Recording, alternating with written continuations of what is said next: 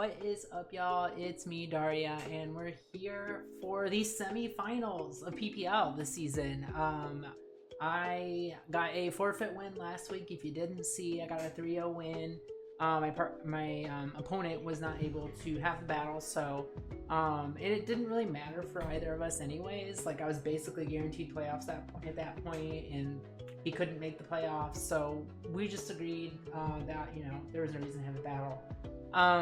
But that leads to the playoffs, right? So now, first round in playoffs, I actually did get the opportunity to choose my opponent, and because it was always going to be a rematch, I was always going to have to do a rematch. It was always going to have to be somebody who I already played.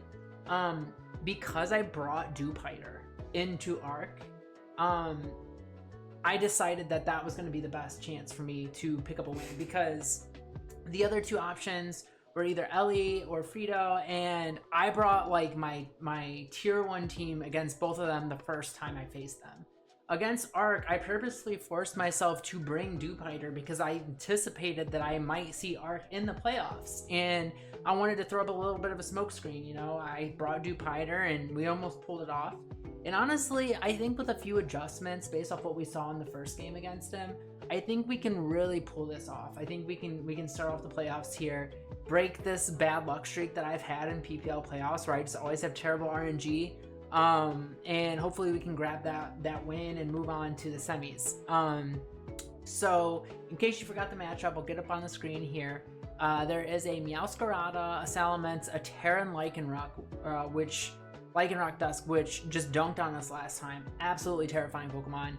Excadrill, Rotom Heat, which was pretty annoying for us last time as well. Okidogi, Yanmega, which is a Terra Captain, also frightening. Porygon Z, who is also a Terra Captain. He brought that last time, and it did a good job breaking through Cress. He also brought Hippowdon, who was his lead, and was a kind of annoying lead for us to deal with.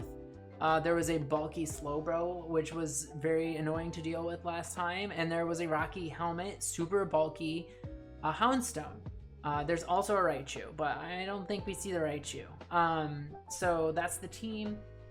I had 3 mocks this week for this battle, and I did go 1 and 2 in those, but with this final build, after reflecting on those mocks and reflecting on what Arc brought the first time we faced off, I do think I have a build that can win. Also, I forgot to mention this earlier. If you don't already, please go check out Arc's channel. Pretty high quality content. He's a really nice guy too. All of our interactions have been pretty positive, so please go check out his channel, subscribe if you don't already, and yeah, let's talk about what we're bringing for this battle. So first up is one of our 2 dedicated leads. We will most likely be leading with this. I don't think that he's going to bring Hippo again.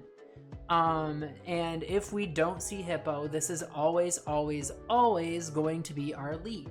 My hope is that he leads with either like Lycanroc or Meowscarada, and we can immediately get our weakness policy popped and start like just taking things out. We could potentially start boosting with Calm Minds.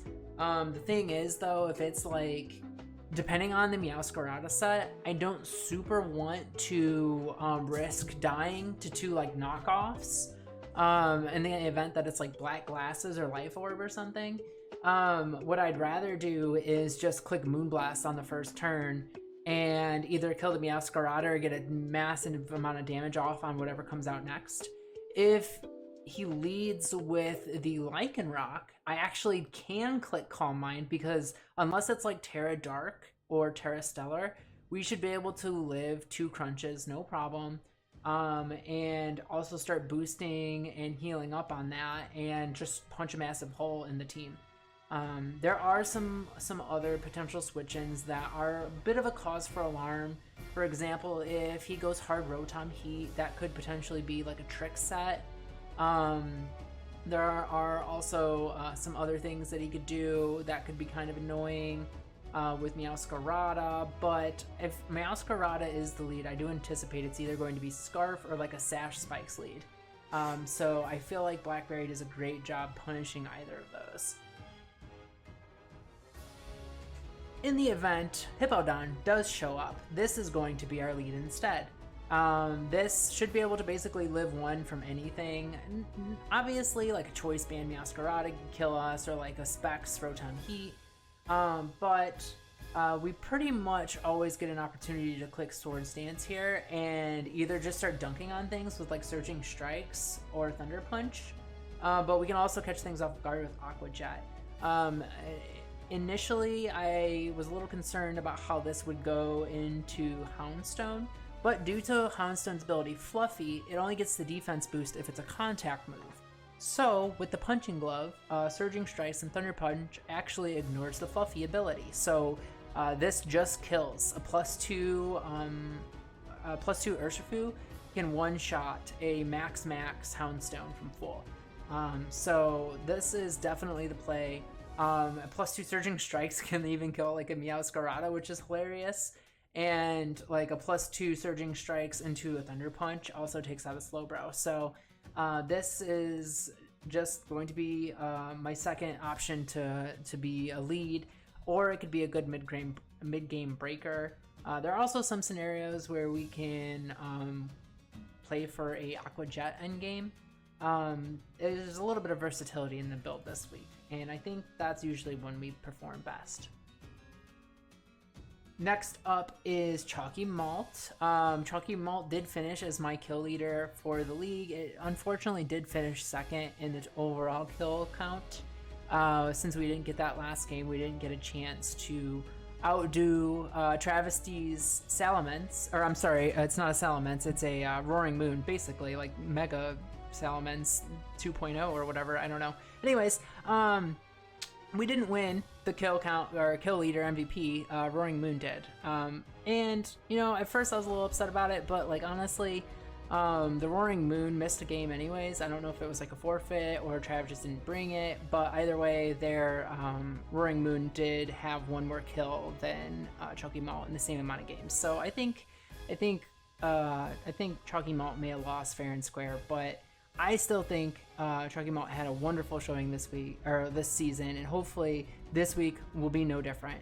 The switch into this is going to be the Rotom Heat. Originally, I was looking at Terra Stellar or Terra Ghost, or I'm sorry, Terra Rock specifically to just blast through the Rotom Heat.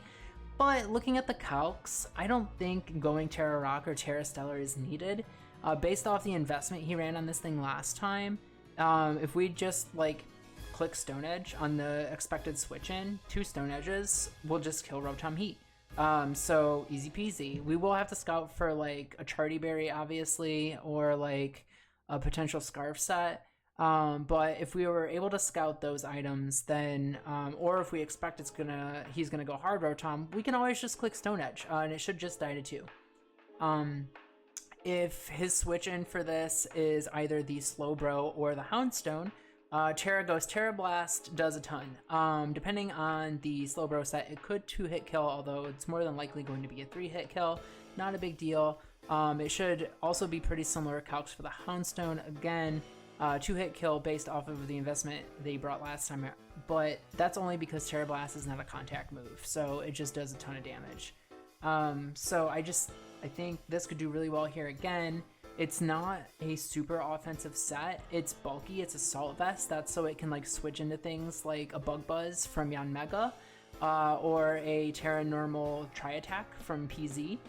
It can even live like a Scaldar Hydro Pump from Slowbro, or it can live 2 Surfs from like a Specs Raichu.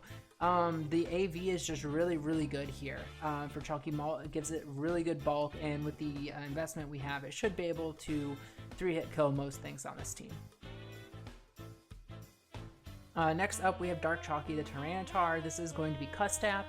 We have a mixed set. The reason being, if we click Knockoff into like a Slowbro or a Houndstone, we want to be able to do a bunch of damage on the next turn as well, even though they don't have an item, so we just click Dark Pulse on the following turn. Dark Pulse does a substantial amount more damage to the Houndstone too, specifically because knockoff is a contact move. So Dark Pulse will ignore the fluffy boost. Endure will help us in situations if there's like a Dragon Dance Salamence, we can get our Custap to pop and pick it off with a Stone Edge. If there's like an Excadrill in Sand, we could surprise and either click knockoff or Dark Pulse, depending on whether or not it's like an AV Excadrill. Even clicking Dark Pulse to not only get a ton of damage, but maybe fish for a flinch to stall out turns of Sand is also very valuable. That it's also valuable for unexpected like Sand Rush Houndstone, or even something weird like a Trick Room Slowbro would even be useful to try and Dark Pulse to stall out Trick Room turns. So I think Custap is definitely the play for Tyranitar this week. It gives us a little bit more speed control between Aqua Jet on the Urshifu and the Custap on this. I think we have some pretty solid speed control. There's also our late game win con, which is another form of speed control if we need it, but we'll get into that in just a second. Before that, I want to talk about this Pokemon, Raspberry, who is going to be choice specs this week, mostly just because they don't switch into Moonblast particularly well. It does put a lot of pressure on Rotom Heat to have to check a lot of things. And honestly, Excadrill just doesn't really switch into Moonblast well either, just because of how paper Excadrill's defenses are. And if we do think that it's like an AV Excadrill and he's going to go hard into that, we can just dunk on it with Earth Power or Focus Blast also. So the plan is to bring this thing out the first time, try to break some stuff with the specs boosted damage. This is a very, very bulky Enamorus. It's not like max special attack specs. It's actually a lot of bulk investment. This is so we can live multiple hits from different Pokemon. Break on the first time out, and then the second time we bring this out, we click Healing Wish, so we can either heal up our Castelia or Urshifu, and either break or try to win with those. And hopefully, hope is that whatever is left over can be cleaned up by our Choice Scarf Toxtricity. After reviewing the last battle, I really thought that there was a window for Toxtricity to actually win, and it seemed really, really, really threatening into his team. But I just didn't have enough speed. Even with the Sticky Webs up, due to things like Levitate, Rotom, I just didn't have enough speed to really be as threatening as I wanted to be. This week, that won't be a problem. As long as there aren't other Scarfs on the team, this thing should basically just be faster than everything. Obviously, Excadrill and Sand is going to be faster, but if there is no Sand up, barring other Scarfers, this thing should always be the fastest thing on the field. Boom Burst, Overdrive, Sludge Bomb, Volt Switch is really good into his team, and I'm hoping that we can wear things down enough to where we can just lock in a Boom Burst and a win from there. So that's it. That's the team. That's what we have cooked up. I only did 3 mocks, but I spent a ton of time running calcs, going through the first battle we had, all 3 of the mocks that I had, replaying possible positions, and I think the team that I have built is built to do this. I know there's no shame in here, and that might be a little surprising to some of you. I just didn't think it was really helping. In all 3 of my mocks, it did nothing. It just came out and died, basically. The reason is Rotom checks it so well. It checks it so well. And I don't think, bringing physical Skyman into him again is really, beneficial, because that'll at least be on his radar. He'll have a counter for physical Shaman this time, almost certainly. So going special is the play. I played around with a Worry Seed set, but the thing is, even if I caught the Rotom with Worry Seed and got rid of its Levitate, if it's AV Rotom, I still don't kill, even with 4 times effective Earth Power. So it just didn't make any sense to bring Skyman to me. It just didn't make any sense. I thought I could get more value from my team with the 6 that I have here. So hopefully they can pull it off. I haven't made it out of the first round in playoffs in any of the seasons of PPL. I always get really bad RNG. I got frozen one time. I missed hurricanes another time. Hopefully this is it. Hopefully this is the time. where I'm able to show up. I got the game plan. I like our matchup here. I think we can do this. And yeah, I'm just like, I gotta be real. I want to face Gunk in finals. Like, we both got a win to do it, and I didn't get to play Gunk this season, and I really want to face her in finals. So if I can pull this off and she can keep winning, hopefully we'll get a Daria Gunk finals. I think that would be pretty cool. But let's not put the cart before the horse. Let's try and win this one, and I will be right back for the battle. All right, y'all, it is time for the battle. Good luck, have fun to Arc. He's bringing a Terra Normal Porygon Z. No Lycanroc at all, which is wonderful. I'm thrilled about this. Let's see, what else do we have? We have a Rotom Heat, a Slowbro, a Meowscarada, a Salamence, and a Raichu. Surprised to see the Raichu. Really surprised to see the Raichu. I mean, it makes terraing Iron Treads a little more difficult to do, but we kind of want to Terra Smoothie anyways, right? Because Smoothies are win con with those Terra Normal Boom Bursts. So I think we just lead with Blackberry. I do anticipate a Meowscarada lead here. And hopefully we can get a early game weakness policy pop off like a U-turn or a knockoff.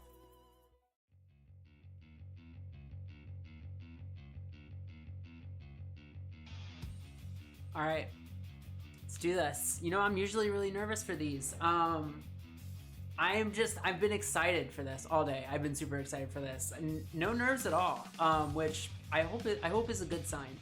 But we did get the call on the lead. It is a Meowscarada. Its name is Mental Damage, and it's shiny because it's clearly supposed to be my mascot. That's kind of messed up.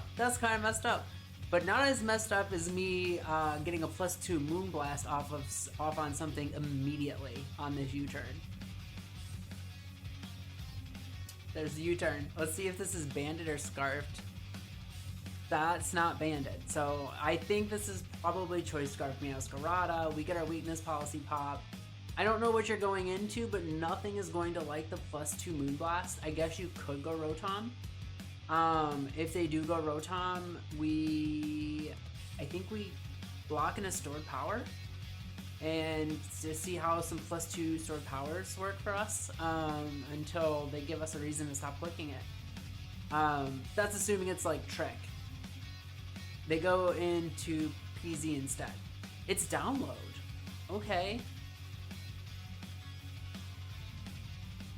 That's a lot of damage. That's a whole lot of damage. That's fantastic. And it's Flame Orb, which is really fucking weird. So it's Facade, right? It's gotta be Facade. Terra Normal Flame Orb. That's kind of cool. I'm betting it's mixed though, because I don't think this thing gets any kind of like physical coverage. So they probably, let's see. If this is mixed, I actually think, yeah, if this is mixed, I am in range of a Terra Normal Tri-Attack. So I can't leave this out. That's fine, that's okay. We got big damage off on something. I think I go in, I like brought T-Tar specifically to switch into this in Yanmega, or I'm sorry, not Yanmega, but basically this. So we're gonna go into this.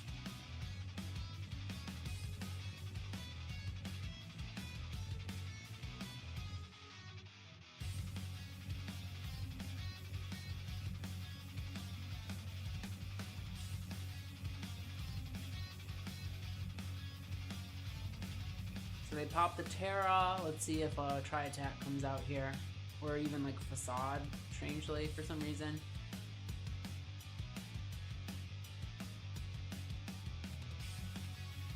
Shadow Ball, okay. That's not a lot of damage, especially at +1.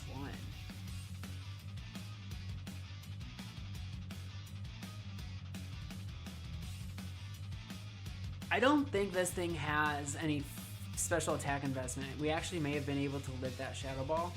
But whatever. We'll take a free knockoff here. You can't do anything to us. Like, you can't touch us. Even with the Spadef drop, like, you're still not touching us. So, we just get a free knockoff. There's the Facade. I mean, that's a cool bring. That's a really cool bring. It's terrible into T-Tar, unfortunately. But it's a cool bring. But I feel really good about our start here. Cress is still pretty healthy. T-Tar is still quite healthy, and we got rid of their Terror Captain. Like, no casualties. Things are looking really good. I would have to imagine he goes into Meow here.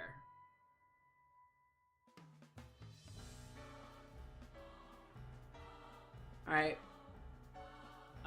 So I think you either want to click Flower Trick, Low Kick, or U-Turn here. So my switch is always Toxtricity.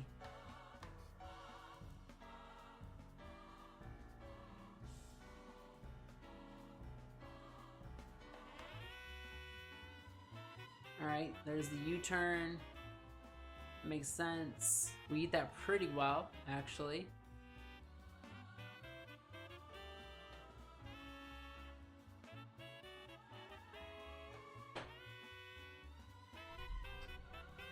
Alright, so he goes Rotom. That's fine. I mean, I don't think you can afford to be Scarf here. You have to be bulky. Just because I have too many things on my team that only the Rotom can check. So this has to be bulky. So I think I get a free Volt Switch here. If they... I guess they could be Lightning Rod Raichu. But I don't think they go into Raichu against this, right? I just don't see that happening. They probably think I'm clicking Boom Burst. If I'm even staying it at all, they might expect me to switch out, probably into T-Tar. So I think I just Volt Switch. Okay, so they do double. Let's see, we get free damage off on something. It's the Mence, awesome. We will take this. This is really, really good damage on this. And it's Intimidate instead of Moxie. I'm actually thrilled to see that. And yeah, that's fantastic damage, especially after the Sandstorm chip. And I think I go Enam here. Maybe he goes Rotom, but if he goes Rotom and takes this Moonblast damage and the Sand chip, I think that puts Rotom in range of Stone Edge from Iron Treads. So we're just gonna Moonblast and take our damage on something. He Stone Edges. We eat it. He lands a Stone Edge also. But he's gone. Salamence is gone. That's awesome. We're off to a great start here. This is a fantastic start. I feel really, really good about our position from here.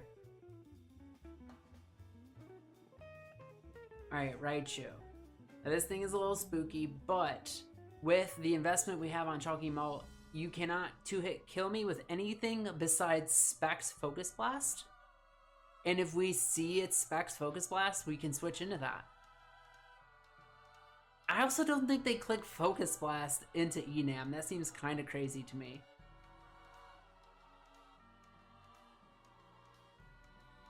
Let's see if he clicks Focus Blast here. I don't think he does. Surf, that makes more sense. We eat two of these, even if you're Specs, and that is Specs. That is absolutely Specs. Okay. Well, as tempting as Earthquake is here, I think I just Stone Edge, unless it's max Chardy Rotom Heat. Stone Edge should two-hit kill. So I think I just Stone Edge here. Alright, he does switch out.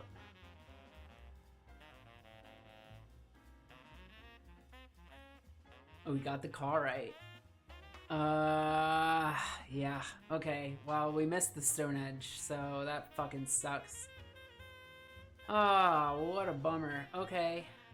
Well, I can't stay out now, because I have no way of knowing whether or not this Stone Edge could kill, so I think I have to go T-Tar. If they Willow, that's fine. We're mixed, so we can still Dark Ball stuff.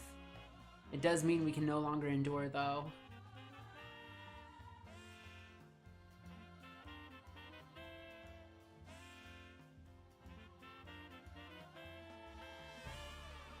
They reflect.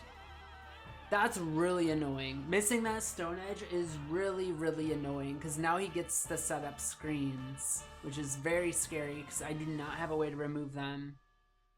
I think I just have to Stone Edge. I'd knock if I was faster because then I could prevent like the light clay turns, but they're faster, so there's no reason for me not to just click Stone Edge and get the most damage possible. Except for the fact that we could fucking miss again. Oh my god. Alright, well. I knock now. I knock now, because they're not going to stay out. So I'll just knock off the item of whatever he Volt switches into.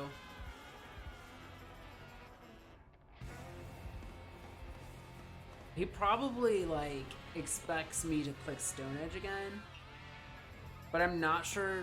He doesn't have a Stone Edge switch, so I don't know what he goes into. I don't think he goes Slowbro on a Tyranitar. That's probably his best option, though. And then he probably regens in this, or he probably doubles in a Meow on the knockoff. Yeah, I think that's probably his course of action.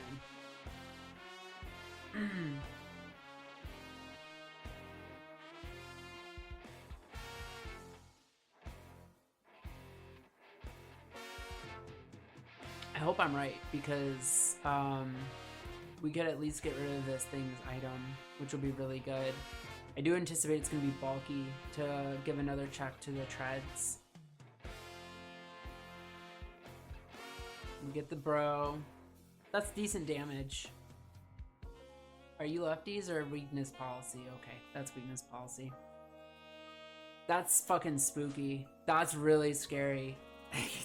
Missing those Stone Edges, particularly that first one, missing that first Stone Edge was disastrous, actually. I don't even fucking know what to do now. Because they're gonna +2 Scald, and I super don't want Vanilla Punch to get burnt here, so I don't really want to go into Vanilla Punch. Smoothie can't take one. Smoothie cannot take one. Blackberry can take one, and I can heal up, so I think that's the play. And then, I don't know, maybe we can set up or something somehow. I don't know. I don't know what they Trick Room. They Trick Room. I wonder if this is offensive or if it's bulky. I don't really know because the screens are up, so I don't have the little gauges on the screen, so I'm not certain about the calc, but I don't think it matters. Yeah, that looks offensive to me, and they get the burn. It doesn't really matter. I think it would have mattered if they were defensive, because I think that burn would have put me in 2-hit kill range, but also Sand's up, so like I can't Moonlight anyways. Oh, okay, Sand's gone. JK. It doesn't matter. I'm just dead next turn. That might have been a misplay. I maybe should have clicked Moonblast just to get damage on this thing. Although, like, it doesn't really matter because, like, I don't know. This is just a rough spot. This is a really, really rough spot. He really took advantage of that Stone Edge miss. And, like, you have to, right? This is a playoff game. Like, that's what he's supposed to do. I don't know what I'm supposed to do now. Like, I don't know how I'm supposed to respond to this. I just have to start sacking pieces to try and stall out Trick Room turns. Yeah.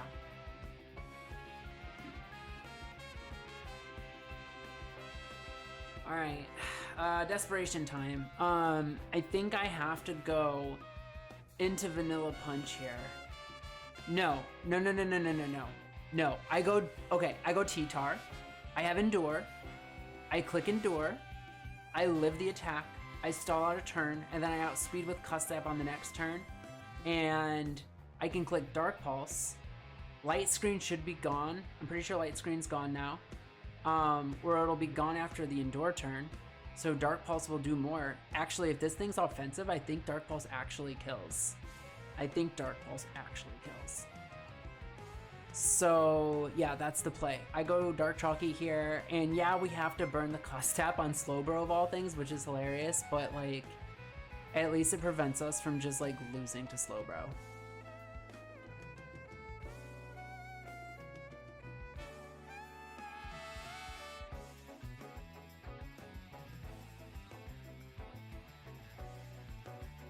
Okay, now I just endure and hope I don't get burnt.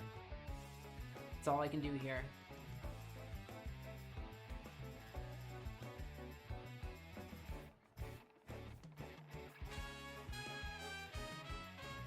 All right.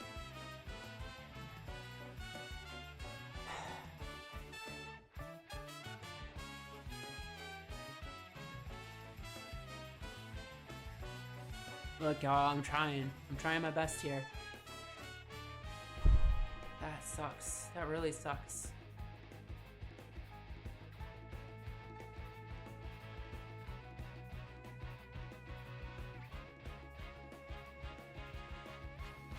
I guess I try to just bait the psychic attack. I go treads. Trick Room's over after this turn, at least. I go treads. Light screen wasn't gone anyways, so I don't think Dark Pulse would have killed him. Maybe I could have got a flinch though. Alright, well, we get this play, I guess that's something.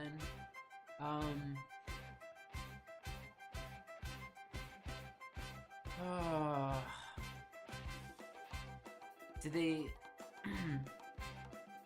Okay, do they let me kill this?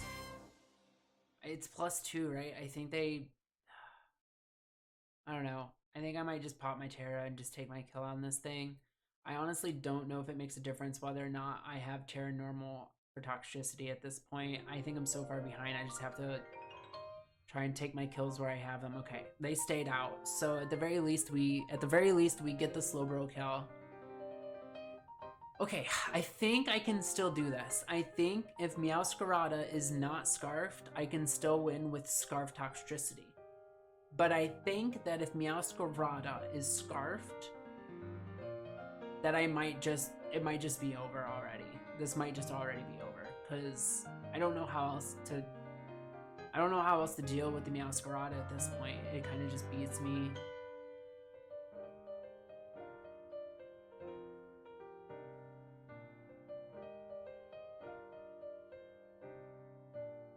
Right, too. Yeah, I've Terra'd now, so Volt Switch is free. I could go Smoothie, but like, I don't think Smoothie can live a Spec Surf. So if they click Surf for some reason, like I can't just lose Smoothie, that's my win con, so I just have to let him, I just have to let him take treads. At least I get like Switch Initiative here, I get to see what he goes into and respond, but I'm pretty sure he can just go Meow and just win, right? Because like, what do I do then? Like if it's Scarf Meow, like literally what do I do? He can one-shot all of my Pokemon.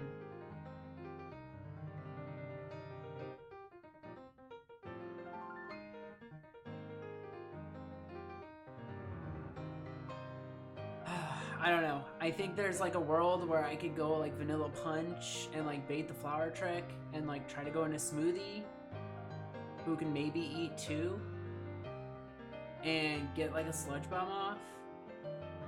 But honestly, like if it's Scarf, I just lose anyways. So like I just would rather find out now rather than later. I don't want to like sacrifice, like, I don't know. I don't know, maybe I am throwing right now because I'm like tilted a little bit, but I'm just gonna Sludge Bomb and find out right now if this is Scarf or not. And if they switch out, then we can still win this, and Sludge Bomb could potentially 2-hit kill something.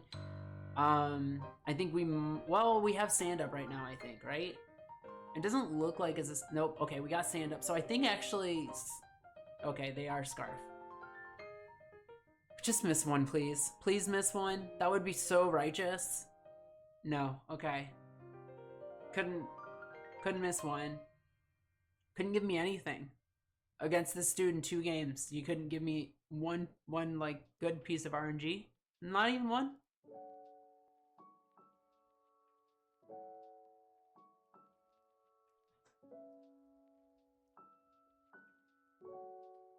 Oh, mental damage. That's so fitting. That is so, so fitting.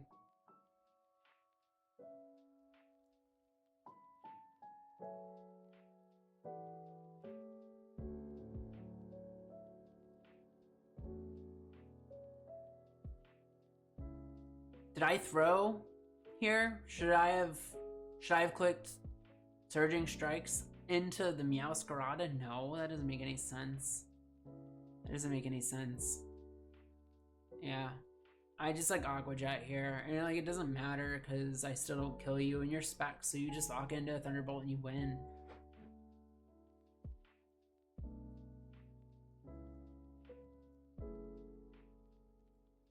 That Jet almost killed.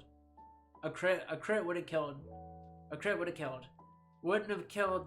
A crit wouldn't have killed the Meow, but it would have at least, like, okay, so if I would have got a crit there, I would have killed that. They come out with Meowscarada to Revenge. They almost definitely have to click Flower Trick, which lets me into this, who lives 2. So, like, if I got a crit there, I still could have won, actually. As crazy as that sounds, but whatever. Our season's over now. GG's Arc. I mean, it's a disappointing end of the season. Actually, you know what? Like, if we're gonna do this, let's just do it. Let's talk. Let's talk about the season.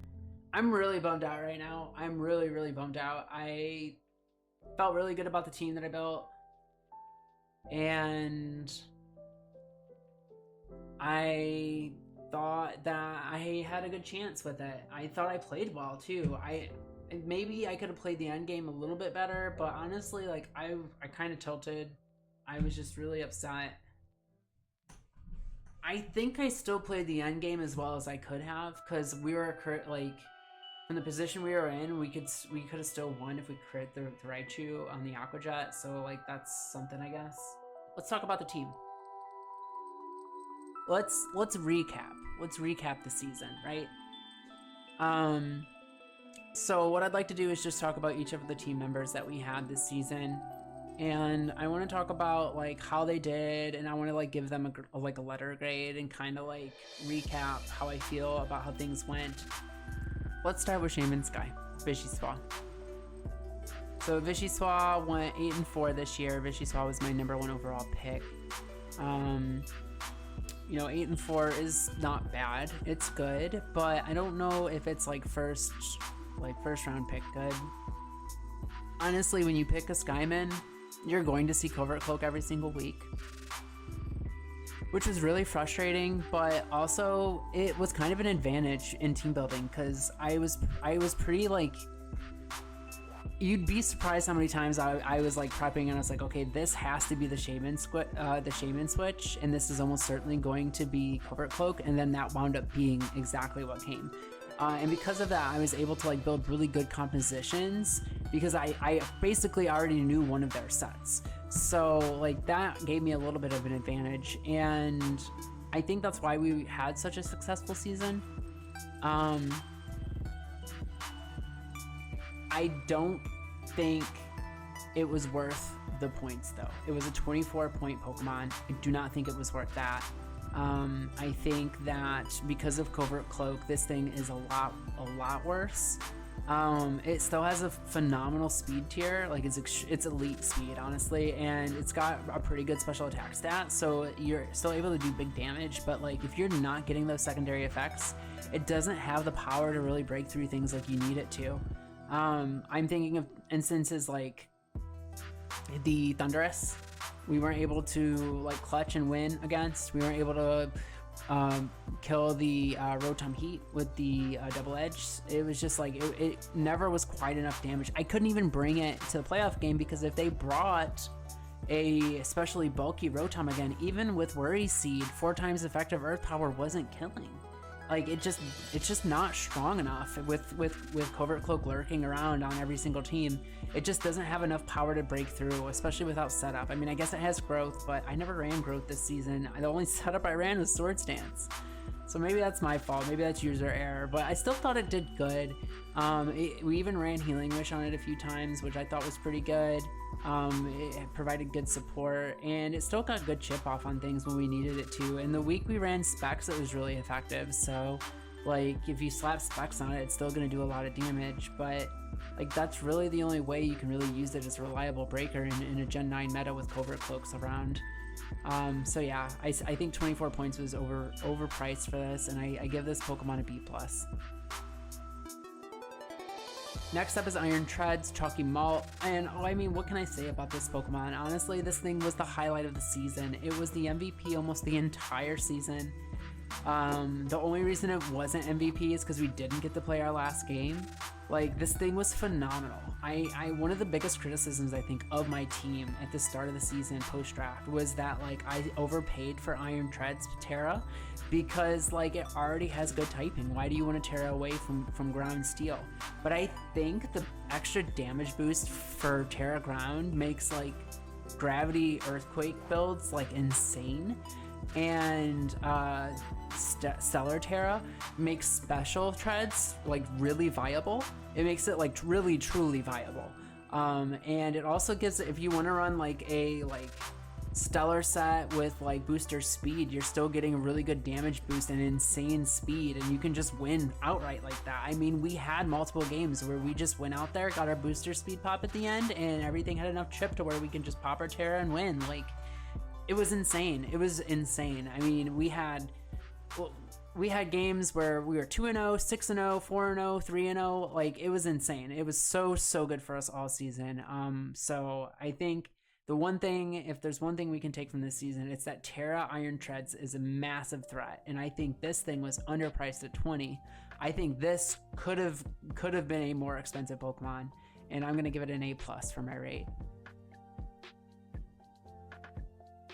Next up, I took Urshifu Rapid Strike. It went 4-3 this season. It was 21 points.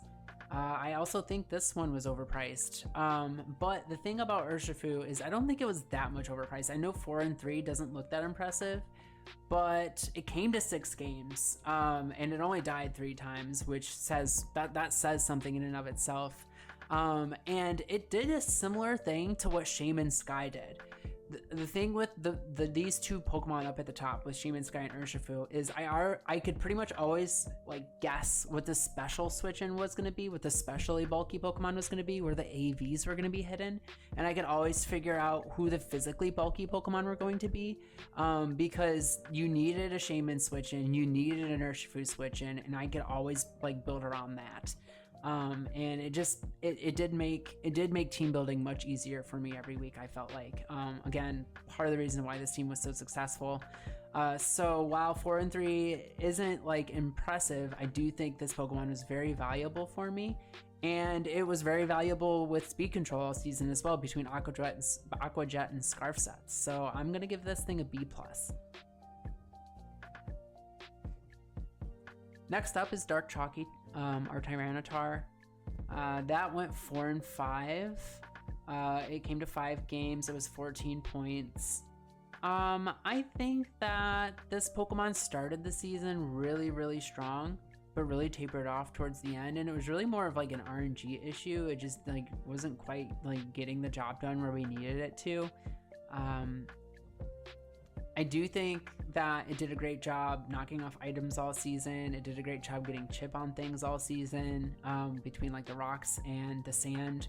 But at the end of the day, I do regret drafting sand on a Crest team, because while having Tyranitar is a nice bulky like switch in that can also like break and kill things, get up hazards, get lots of chip, and like also like speed control with Thunder Wave, I thought that it would have been better if I had a different bulky support mon that could also potentially break to go alongside Cresselia, because Cresselia doesn't like that sand. Like, the one thing I wasn't able to do this season, and we'll just go ahead and talk about Crest now too.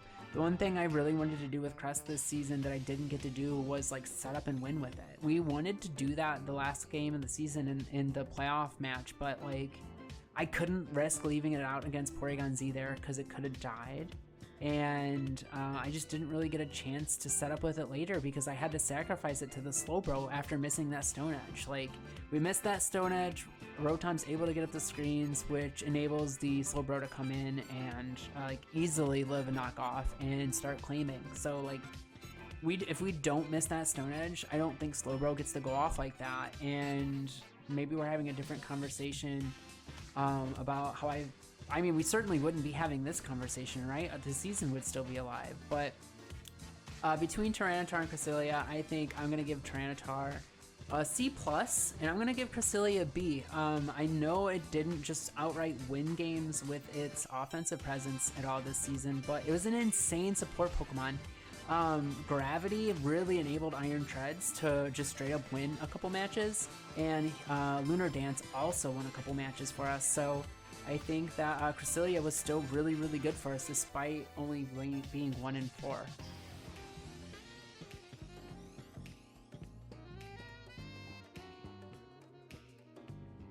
Next up is Enamorous Therian.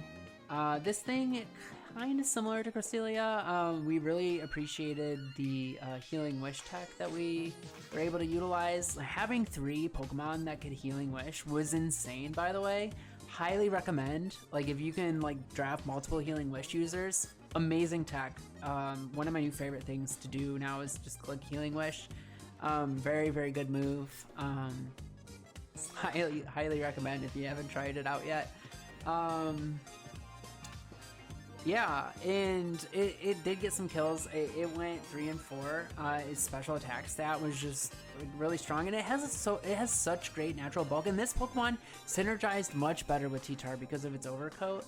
So it was able to like come in when sand was up and things were taking chip and not take chip, and like live things and like stay in a range where you had to be worried about Custap going off.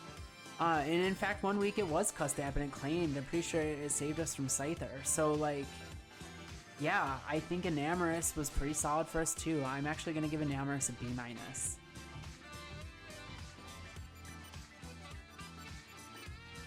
Next up, unfortunately, I think was the disappointment of the draft. Smoothie, the Toxtricity. Smoothie went 2 and 4, was 10 points. Was our secondary Terra Captain, and honestly 2 and 4 is just not going to do it for the Terra Captain. In fact, it came to 4 games and it died all 4 times, and it only got 2 kills. Like, it just wasn't fast enough to be like effective for us because we always had to be timid. We could never run Modest with it. And like, it doesn't have like quite enough bulk to really set up unless you get screens up or if you like memento something. And I just like never really found a good opportunity to like get the Toxtricity in a position to set up. There were some sets that I was kind of interested in running. There were like some fun Nuzzle Toxic Hex sets with Terra Ghost that I thought could have been fun that I never got to run. I just like, the thing about Toxtricity is like, it's not quite fast enough. I mean, I guess if I would have ran Nuzzle, I could have like caught something and paralyzed it and then been really annoying by going Terra Ghost and clicking Hex, but I just never had the courage to bring that set. And honestly, I'm kind of sorry about that. I don't know. I think maybe I tunneled towards the end of the season. Maybe I wasn't being as creative with my building. I'll kind of leave that to y'all's judgment, but there were some sets on some Pokemon that I really wanted to use, and that was one of the ones on Toxtricity, but who knows, maybe it wasn't even good. I just always felt like Iron Treads was the better Terra option in like 90% of the matchups, so I was pretty much what I was always bringing. Anyways, I'm going to give Toxtricity a D-. It wasn't a complete failure, but it was a huge disappointment. Next up, we have Noivern. Noivern is a deceptive 0-2. It didn't claim any kills, but it did completely just outright win a battle for us. The battle against Frito, it just like walled his whole team. He just was not ready for bulky support, for bulky like Super Fang Noivern.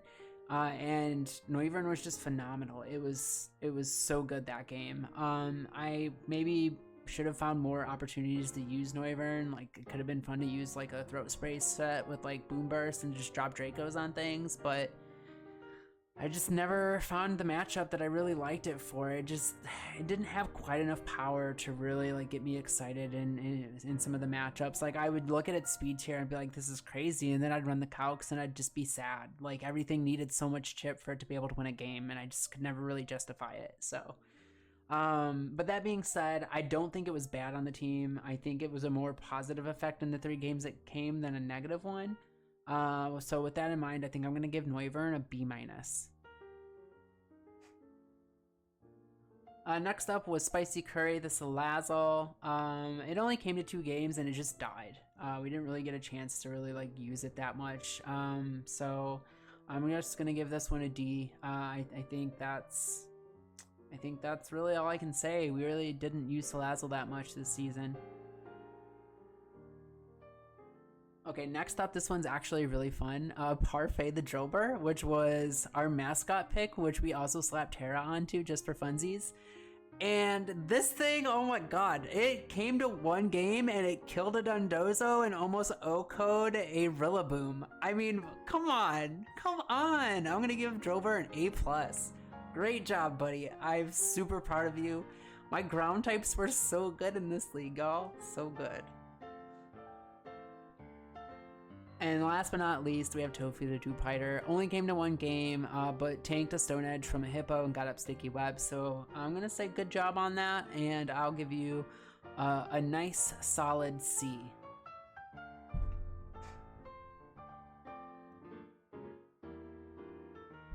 So yeah, that's it. That's the season. Thank y'all so much for hanging out with me this season. If you enjoyed the Starlight Cafe content, I have good news.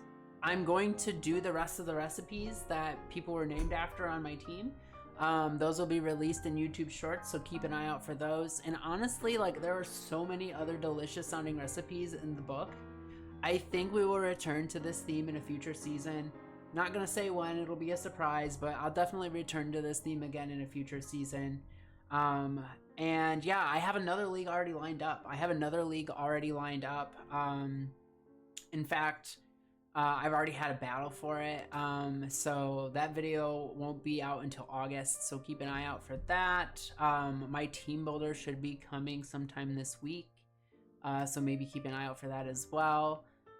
Taking a little bit of a turn in terms of theme here, so we are going to shift the gears a little bit. I told y'all I'm a hooper, so that's a little bit of a hint as to what my theme is going to be for the next league, but really excited for that. Keep an eye out. It's going to be a bunch of cute little babies battling for a whole season, so we have that to look forward to. I'm not going to say anything else. Looking forward to seeing y'all for the next league. And again, oh yeah, one more thing. I wanted to thank y'all. I actually eclipsed 700 subscribers this season, so that's amazing. I really want to thank y'all, each and every one of you, for subscribing and supporting me, commenting me, cheering me on, lifting me up when I crash out real hard because of bad RNG. Like, y'all are amazing. I really appreciate it, and I will catch y'all for my next draft league.